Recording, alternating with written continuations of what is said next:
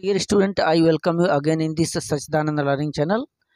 आप देख रहे हैं इंग्लिश क्लास 12 का ए विस्तास सप्लीमेंट्री का ए थर्ड चैप्टर है, journey to the end of the earth. Tishani Doshi इसकी लेखिका हैं। इसके पहले स्टूडेंट इस चैप्टर के हमने हिंदी को अच्छे से समझाया है। हिंदी एक्सप्लेनेशन को आप जा करके हमारे चैनल पर विजिट करें या डिस्क्रिप्शन में नीचे उसका लिंक पड़ा हुआ है, वहां से जा करके चेक करें। और यदि पहली बार चैनल पर आए हैं तो चैनल को सब्सक्राइब कर दें फॉर सपोर्ट मी ऑल्सो। आइए इसके क्वेश्चन आंसर की तरफ हम बढ़ें। पहले शॉर्ट क्वेश्चन देखते हैं। तो शॉर्ट क्वेश्चन का ये पहला वीडियो है। यहाँ पर देखेंगे, how did the author reach Antarctica. जो आथर थी, लेखिका थी, अंटार्कटिका जो भूभाग है पृथ्वी का, वहां पर किस प्रकार से वो पहुंची। देखें इसका answer, the author reached Antarctica by a Russian vessel which name was Akademik Shokalskiy. तो जो आथर लेखिका हैं वो अंटार्कटिका कैसे पहुंची थी, वो रूसियन एक वेसल है, वैस वेसल में से जो जलयान है उसके द्वारा पहुंची। Which name was Akademik Shokalskiy, जिसका नाम एकेडमिक सोकोल्स्की था। It was the coldest, driest and windiest continent in the world. क्या होता है कि जो अंटार्कटिका है वह संसार में सबसे ठंडी, सबसे सूखी और सबसे तेज हवाओं वाला उपमहाद्वीप है, कंटिनेंट है। द आथर तिसानी दोषी started her journey from Madras and she crossed 9 time zones, 6 checkpoints, 3 bodies of water। तो यहाँ पर क्या बताया जा रहा है कि द आथर तिसानी दोषी, जो लेखिका तिसानी दोषी हैं, उन्होंने अपनी जर्नी कहाँ से प्रारंभ की थी? मद्रास से प्रारंभ की थी। And she crossed 9 time zones, ये स्थानों का नाम है। तो उन्होंने 9 टाइम जोन पार की, वहाँ से होती हुई 6 चेक पॉइंट्स, 6 चेक पॉइंट्स को क्रॉस की। देन 3 बॉडीज ऑफ वाटर, ये स्थल का नाम है। ये फिर इसके बाद 3 जलीय मार्गों को, समुद्री मार्ग जिसको बोलते हैं, बॉडीज ऑफ वाटर माने समुद्री जल मार्गों को पार की। एंड मेनी इकोस्फीयर, और फिर उस स्थल तक पहुंचने में बहुत से वायुमंडलों को होती हुई, गुजरती हुई गई। She took more than 100 hours to reach there, और अंटार्कटिका स्थल पर पहुंचने में उनको 100 घंटों से अधिक का वक्त लगा। दूसरा शॉर्ट क्वेश्चन देखें, यहाँ पर दिया है कि what was the wonder author realized reaching Antarctica. जो अंटार्कटिका स्थल था, वहां पहुंच करके लेखिका को क्या आश्चर्य हुआ। After reaching Antarctica the author Tishani Doshi felt the wonder at its immensity. देखिए, वहां पहुंचने के बाद जो तिसानी दोषी हैं लेखिका, वह आश्चर्य महसूस की। किस चीज का आश्चर्य? Eight its immensity. इमेंसिटी माने उसकी जो महान विशाल था, वह जो भूभाग था, वह जो स्थल था अंटार्कटिका का, उसकी विशालता पर उन्हें आश्चर्य हुआ। इट्स आइसोलेशन, उसकी एकीकरण पर, उसके अलगाव पर। आइसोलेशन माने अलगाव पर। But mainly at how there could ever have been a time, और लेकिन खास जो आश्चर्य था उन्हें इस बात पर था, ever been a time when India and Antarctica were part of the same land mass. उन्हें इस चीज पर आश्चर्य हुआ था कि जो इंडिया है और वो जो महाद्वीप, दक्षिणी महाद्वीप अंटार्कटिका है, वह कभी न कभी उस धरती के एक ही हिस्से थे, पार्ट थे। तो इस चीज पर आश्चर्य हुआ था कि अंटार्कटिका जो है और हमारा जो इंडिया है, ये कहीं न कहीं ये जो धरती था, ये जो हमारी धरती है, इसी का एक भूभाग ही रहा होगा, एक हिस्सा ही था। क्वेश्चन थर्ड है, देखें, व्हाट वाज गोंडवाना। गोंडवाना की बात किया जा रहा है कि गोंडवाना क्या था। देखें, गोंडवाना धरती का ही एक बहुत बड़ा भूभाग है। तो Gondwana was giant amalgamated southern super continent, यानी जो गोंडवाना था वह एक विशाल मिश्रित दक्षिणी अति महाद्वीप था।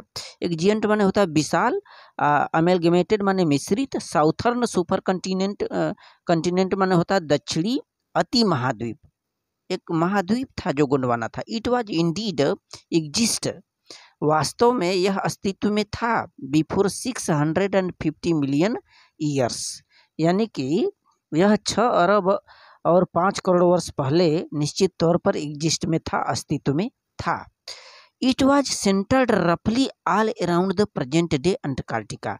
आज का जो वर्तमान अंटार्कटिका है, इसके चारों तरफ, मोटे तौर पर इसके चारों तरफ सेंटर्ड है, यानी कि स्थित था ये जो गोंडवाना था। क्वेश्चन नंबर 5 देखें, ये दिया है कि what can, rather question number 4 it is, how is the present globe shaped which we know today.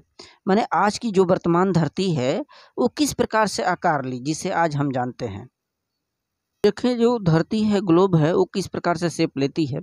Eight Gondwana the climate was changing, तो गोंडवाना पर जो क्लाइमेट है, जो जलवायु है, वो बदल रहा था। Gondwana thrived for 5 million years, 500 million years, अर्थात जो गोंडवाना था 5 वर्षों तक ये क्या करा, थ्राइव्ड माने फलता फूलता रहा। बट अराउंड द टाइम, लेकिन उस वक्त, when the dinosaurs were wiped out and the age of the mammals got underway, तो 5 अरब वर्षों तक ये जो गोंडवाना था थ्राइव्ड होता रहा, उस पर पेड़ पौधे उगते रहे, फलता फूलता रहा। But around the time when the dinosaur were wiped, फिर वह वक्त आया जब वहाँ डायनासोर समाप्त हो रहे थे, wiped out, and the age of the mammals got underway, और स्तनधारी युग का प्रारंभ हो रहा था, under the way. The land mass was forced to separate, उस वक्त जो वहाँ की जो धरती थी वह विवश हो गई, to separate into countries, छोटे छोटे माने देशों में बटनी शुरू हो गई। And shaping the globe much as we know it today, जब बदल रही थी धरती उस वक्त, तो यह आकार भी ले रही थी, धरती का रूप ले रही थी, जिसे आज हम जानते हैं। नेक्स्ट क्वेश्चन, क्वेश्चन नंबर 5 देखिए, what can be the mind boggling thing about the history in a million years. यानी ये बोल रहा है कि ए मिलियन ईयर माने 10 लाख वर्षों में, माइंड ब्लॉगिंग माने मस्तिष्क चकरा जाने वाली थिंग माने कोई वस्तु या चीज, 10 वर्ष लाख में, यानी कि 10 लाख वर्षों में इतिहास के बारे में मस्तिष्क चकरा जाने वाली चीज या विलक्षण चीज क्या हो सकती है। माइंड बॉगलिंग चीज क्या हो सकती है। देखें माइंड बॉगलिंग चीज क्या होती है, मस्तिष्क चकराने वाली चीज। It is to understand the significance of cordly rainfalls. Cordly rainfalls का मतलब होता है जो पर्वत श्रेणियाँ होती हैं, उनका नाम बताया जा रहा है कि इस चीज को समझना, पर्वत श्रेणियों के सिग्निफिकेंस माने महत्व को अंडरस्टैंड करना, समझना। And pre Cambrian granite shield, अर्थात जो कैम्ब्रियन युग के पहले ग्रेनाइट की चट्टानें थी उनको बोलता है ग्रेनाइट शील्ड, उसको समझना। ओजोन एंड कार्बन, ओजोन को समझना, कार्बन को समझना। इवेल्युएशन एंड एक्सटिंक्शन, इवेल्युएशन माने विकास को समझना, एक्सटिंक्शन माने विनाश को समझना, प्रलय को समझना, ये चकराने वाली चीज हो सकती है। When we think about all that can happen in a million years, जब हम ये सब चीज़ें सोचते हैं कि ये अगले 10 वर्षों में हो सकती है, 10 लाख वर्षों में, ए मिलियन माने 10 लाख वर्षों में ये चीज़ हो सकती है, तो then it can get pretty mind boggling, तब यह जो है मस्तिष्क चकराने जैसी चीज हो सकती है। Question number 6 now, what is chilling prospect for the author. माने लेखिका के लिए ये चिलिंग प्रोस्पेक्ट क्या है, शीतलन जैसी संभावनाएं या परिदृश्य, प्रोस्पेक्ट बोलते हैं परिदृश्य को या स्थिति को, क्या चीज होती है। चिलिंग माने होता है शीतलन या ठंड जैसी स्थिति या कष्टकारी स्थिति। देखें the author Tishani Doshi is a sun worshipping South Indian, तो एक जो ऑथर तुसानी दोषी हैं, लेखिका तुसानी दोषी दक्षिण भारतीय एक सूर्य पूजक है। सन वर्शिपिंग का मतलब होता है सूर्य की पूजा करने वाली, उपासना करने वाली है। Who lives 2 weeks in a place, तो वह अंटार्कटिका जैसे स्थल पर वो 2 सप्ताह ठहरती हैं, रुकती हैं। Where 90% of the earth total ice volumes, और उस स्थान पर माने हैं 2 सप्ताह के लिए जहाँ पर 90% पूरी धरती का वॉल्यूम्स, आइस वॉल्यूम्स माने ये बर्फ ही बर्फ वहाँ पर होता है। आर स्टोर्ड माने बर्फ वहाँ पर भंडार है वहाँ का, पूरी धरती का। It is a chilling prospect, यही जो है कष्टकारी परिदृश्य है या ठंड वाली परिदृश्य है उनके लिए।